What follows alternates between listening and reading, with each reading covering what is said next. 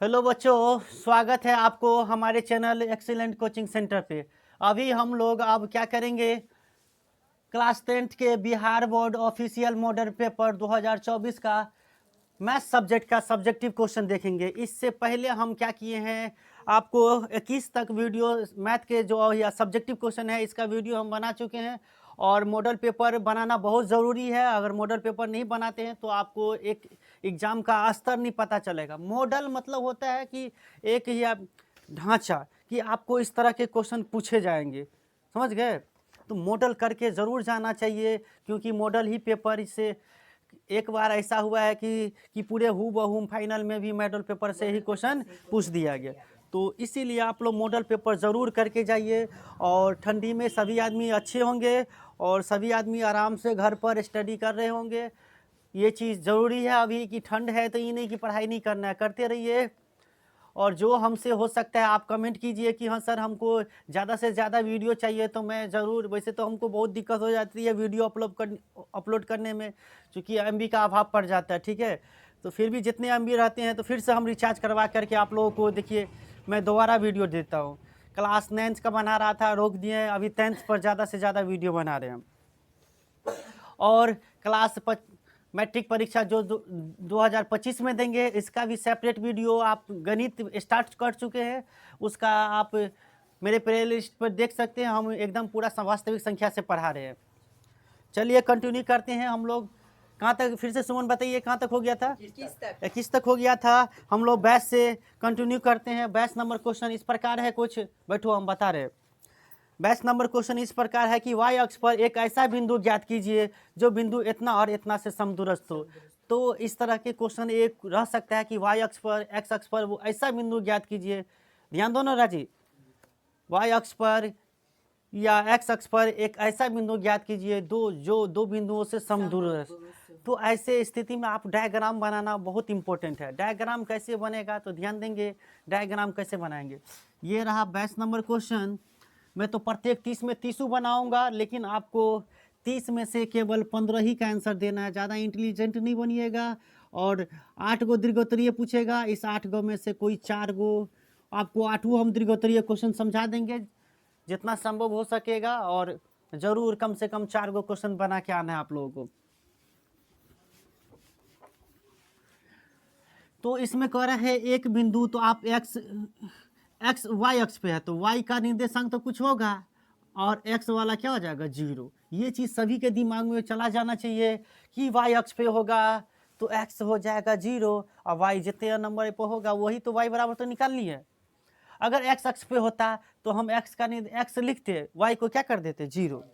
सुन रे भाई, क्या कर रहा है, वीडियो से समझ लेगा, ठीक है, नोटे कर ले। तो ये y अक्ष पे कोई बिंदु था, यहाँ से कोई दो बिंदु ये a और b, इन दोनों से क्या ये हाँ समदूरस्थ है। समदूरस्थ है यानी यहाँ से इनकी दूरी इतना ही है, यहाँ से इनकी दूरी कितना ही है, इतना ही है। और ये दोनों की दूरी कितना दे दिया है, इसका दे दिया 2 3 और इसका दे दिया है -4 1। हाँ वेरी गुड। समदूरस्थ का मतलब क्या सुजीत? समान दूरी, दोनों की दूरी क्या है, समान। इसको हम दूरी को p मानते हैं, इसको a मानते हैं, इसको b मानते हैं। और इन दोनों की दूरी क्या है, यहाँ से यहाँ तक दूरी क्या है, नहीं भी लग रहा है तो मानिए बराबर है। ए पी किसके बराबर? बीपी के। चलिए मेरे साथ चलेंगे, इस क्वेश्चन को कैसे बनाएंगे। चूंकि प्रश्न में बोल रहा है कि ये P बिंदु जो है ए और बी से क्या समदूरस्थ है, यानी अपने यानी इसको ये भाई इसको लिखिएगा संकेत में, सिंबल में, तो क्या कह रहा है, यानी कह रहा है ए पी किसके बराबर है, बीपी के बराबर है। ए पी क्या है, बीपी के बराबर है। आप 2 बार दूरी सूत्र लगा देंगे। उम्मीद करते हैं जो बच्चे निर्देशांक ज्यामिति पढ़े होंगे जरूर दूरी सूत्र क्या होता है जानते होंगे। एक बार ये हुआ, इधर से ए पी दूरी सूत्र लगाएंगे, एक बार इधर दूरी। चलिए हम इधर से दूरी सूत्र लगाएंगे तो ध्यान दीजिए, तो यह क्या होता है x2 - x1 का whole square plus y2 - y1 का होल। रूट नहीं लगेगा, रूट भी ना। तो चलिए सूत्र लिखने की आवश्यकता नहीं है, कितना बार सूत्र लिखिएगा आप? एक बार लिख देंगे। चलिए लिख देते हैं, x2 माइनस x1 का whole square plus y2 minus y1 का होल स्क्वायर अंडर रूट यहाँ तक, ठीक है। फिर बराबर यहाँ भी रूट अंडर क्या, x2 माइनस x1 का whole square. y2 minus y1 खैर ये आवश्यकता नहीं थी, ठीक है। अब डायरेक्टेड लगा देते तो एग्जामिनर समझ जाता। और मेरा मेथड एकदम एकदम सटीक होता है। आप अगर मेरे मेथड से जाते हैं तो आप जरूर 100 में 100 नंबर गणित में जरूर करके आएंगे।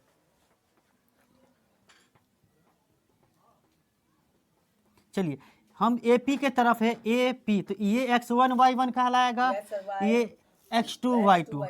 तो कहाँ x2 में से x1 को घटाइए तो 0 में से 2 घटाएंगे। देखो कैसे हम समझते हैं, तो 0 माइनस x1 कितना 2, इसका क्या होल स्क्वायर, y2 कितना y माइनस 3 का होल स्क्वायर अंडर रूट यहाँ तक नहीं। इधर क्या हो जाएगा, रूट अंडर क्या हो जाएगा x2 माइनस x1 का होल स्क्वायर, तो हो गया x2 कितना, फिर 0 ही है, 0 माइनस x1 कितने, x1 है -4 तो माइनस माइनस मिल के +4 हो गया।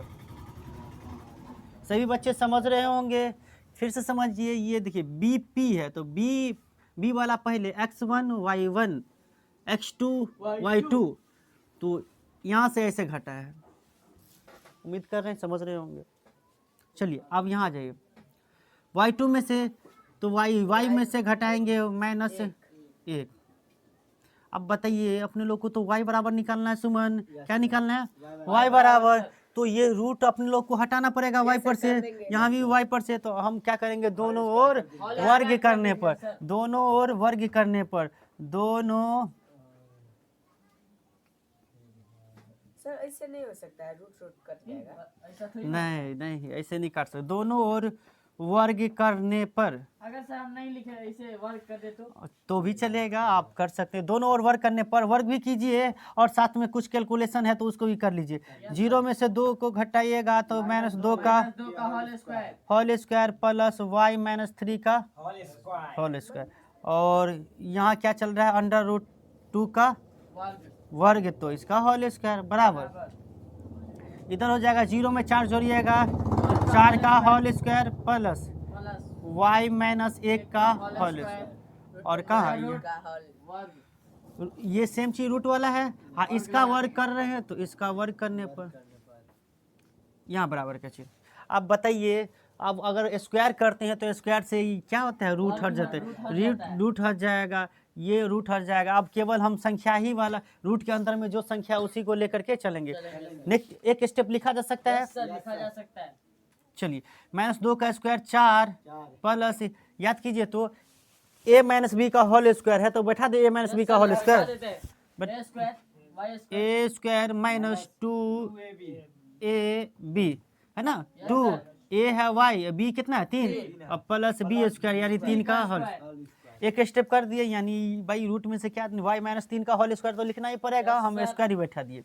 4 का स्क्वायर कितना 16 प्लस यहाँ भी ऐसे ही y स्क्वायर -2ab है ना प्लस 1 का, देखिए y स्क्वायर यहाँ भी है, y स्क्वायर यहाँ, तो ये कट जाएगा। एक स्टेप और लिखा जा सकता है, नहीं लिखा जा सकता है, यहाँ तक दिख रही है। तो हम इस आगे स्टेप को हम कहाँ ले ले, अगला स्टेप को यहाँ पे लिख लेते हैं, ठीक है। यहाँ हो जाएगा ना। अब ध्यान दोगे तो ये हो जाएगा 4 अब -3 दूनी 6y, तो कितना हो जाएगा 4 - 6y है ना, और 3 का स्क्वायर कितना हो जाएगा +9। चलो आगे चलो, कितने हो जाएगा 16 - 2y, 16 - 2y और प्लस कितना 1 का स्क्वायर 1 ही।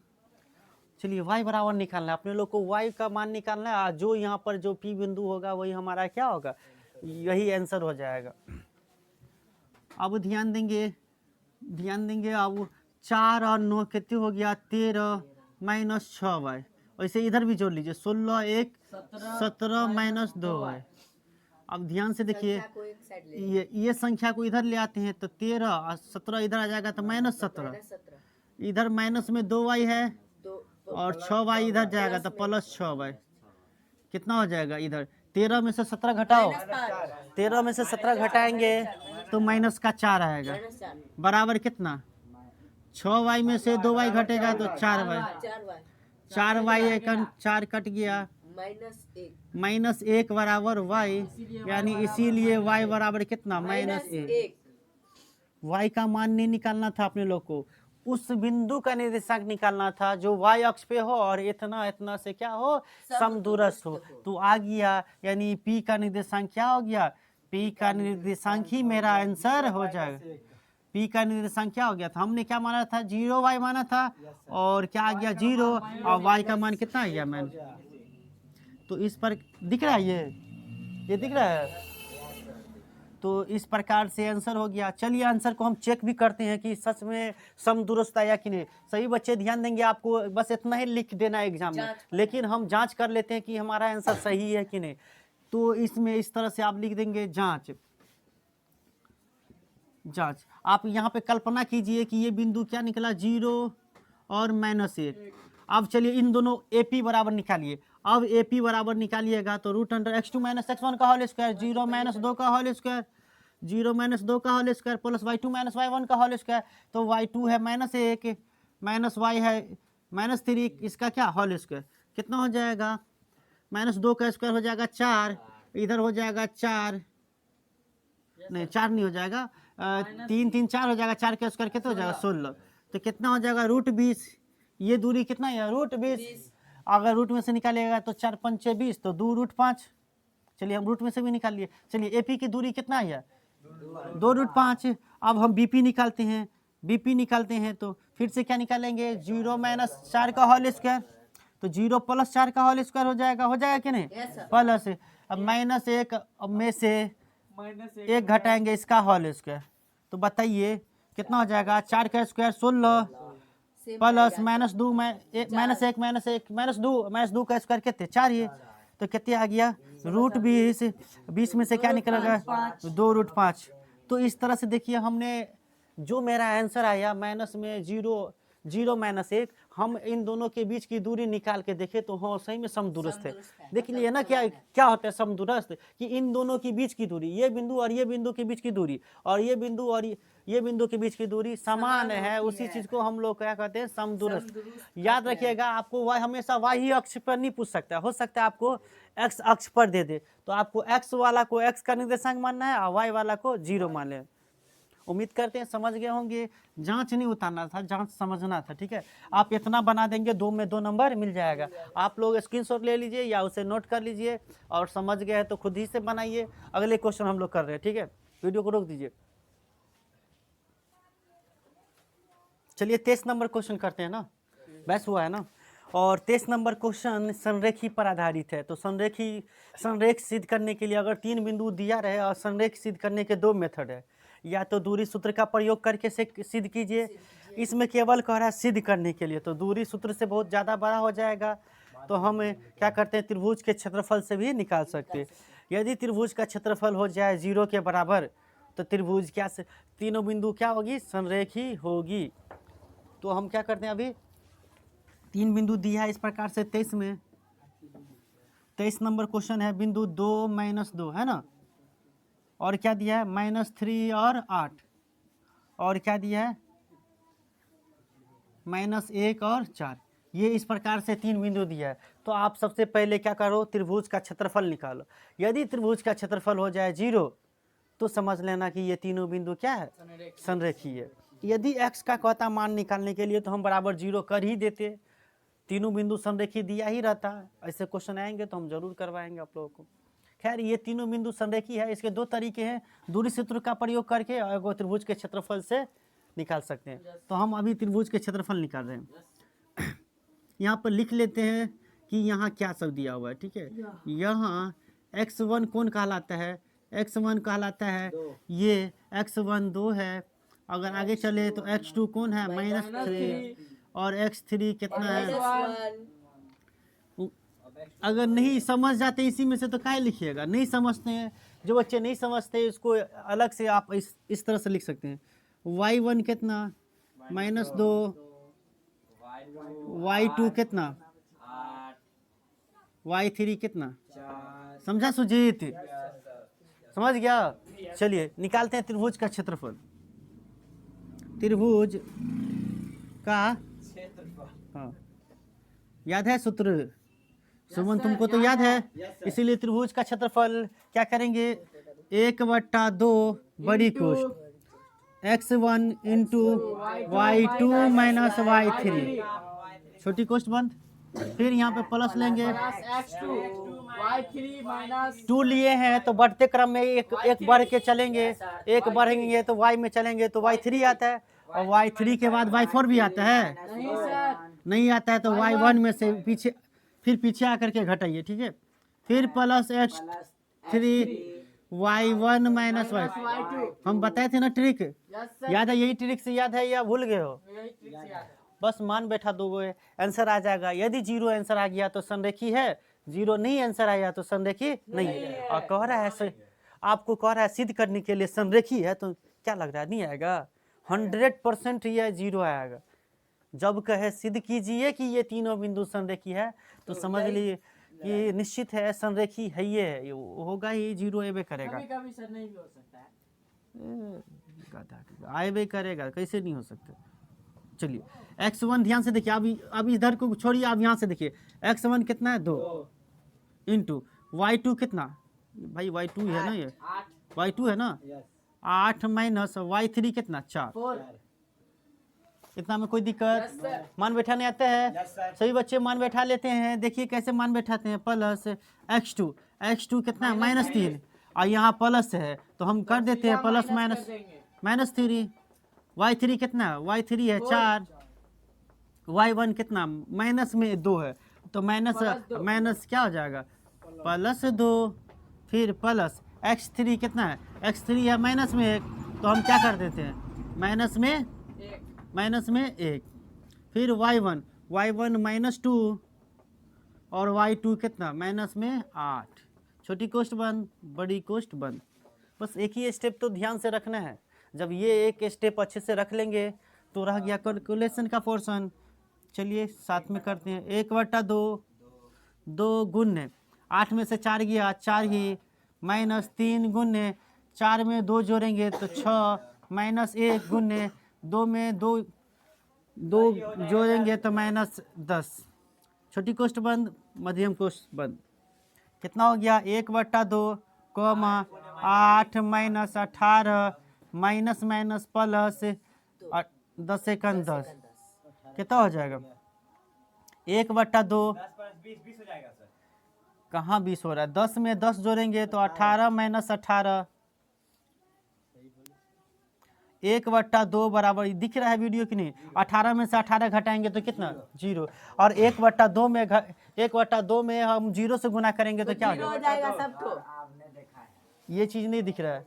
यहाँ तक उम्मीद करते हैं सभी बच्चे समझ गए होंगे। जब 1/2 में 0 से गुना करेंगे तो क्या लिखना है, 0 हो जाएगा। अजान हो रही है, रोक दीजिए वीडियो रोक दीजिए। चलिए तो 1/2 को गुना 0 से किए तो क्या आया, 0 आया। अब हम लोगों को 0 से जब त्रिभुज का क्षेत्रफल 0 हो जाए, चूंकि यहाँ पे लिखिएगा त्रिभुज का क्षेत्रफल क्या आ गया, त्रिभुज का क्षेत्रफल क्या आ गया, क्षेत्रफल 0 हो गया। इसीलिए बिंदुएं जो दिया हुआ ये तीनों बिंदुएं हम तो नाम नहीं माने हैं, केवल बिंदुएं हैं, बिंदुएं 2, -2, फिर से लिखिए -3 और 8 और क्या, और -1 और 4 क्या है, संरेखी है। यही कह रहा था सिद्ध करने के लिए, संरेखी है। और ये क्या हो गया, सिद्ध हो गया। क्या हो गया, सिद्ध हो गया। सिद्ध करने के लिए कह रहा था तो आप इस तरह से इनको सिद्ध करते, पहले इस तरह से आप याद कीजिए। इसमें हम 2 चीज़ सीख लिए। जो बच्चे वीडियो देख रहे हैं, आप ये अगर 3 को बिंदु दिया रहे तो त्रिभुज का क्षेत्रफल भी निकाल दीजिएगा यहाँ पे, तो आपका ये आंसर छोड़ दीजिए तो वर्ग मात्रक हो गया। और इसमें कह रहा था कि तीनों बिंदु संरेखी है, तो क्या देख लिए, त्रिभुज का क्षेत्रफल जब हो जाए 0 तो तीनों बिंदु है संरेखी है। याद रखिए, एक ऑब्जेक्टिव क्वेश्चन पूछेगा कि तीन बिंदु संरेखी कब होती है? जब त्रिभुज का क्षेत्रफल होता है जीरो, जीरो के बराबर होता है, तभी ये चीज होता है। आप या तो नोट कर लीजिए या इसका स्क्रीनशॉट ले लीजिए जरूर। अभी इस तरह का क्वेश्चन एग्जाम से पहले कर लीजिए। आइए हम लोग 23 नंबर क्वेश्चन करते हैं। वीडियो पॉज नहीं करेंगे।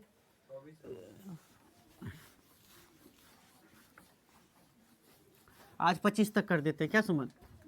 फिर अगले क्लास में 5 गो रह जाएगा, 5 गो करवा देंगे।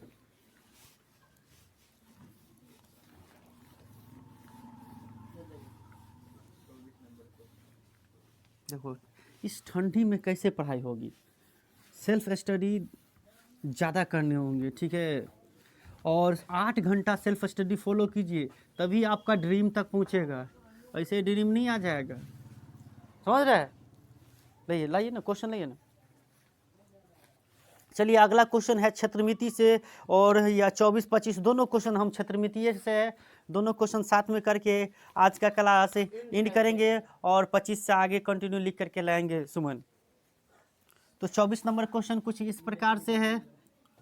24 नंबर क्वेश्चन कुछ इस प्रकार के है कि 8.4 सेंटीमीटर त्रिज्या वाले एक वृत्त की परिधि और क्षेत्रफल ज्ञात कीजिए। सबसे इजी, सबसे आसान क्वेश्चन। त्रिज्या दे दिया 8.4 सेंटीमीटर।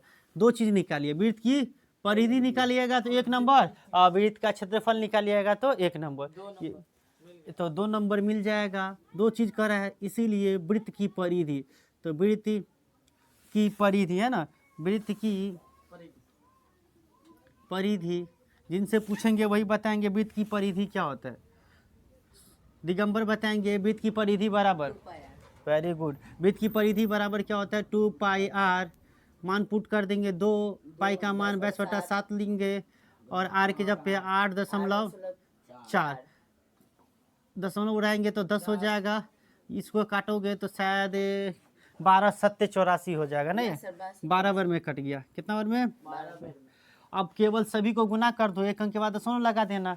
या अगर काटोगे तो 2 पंचे 5 आ जाएगा, और 5 से काटोगे फिर दशमलव में लाना थोड़ा दिक्कत हो जाएगा। तो सबसे अच्छा क्या है, गुना कर दे।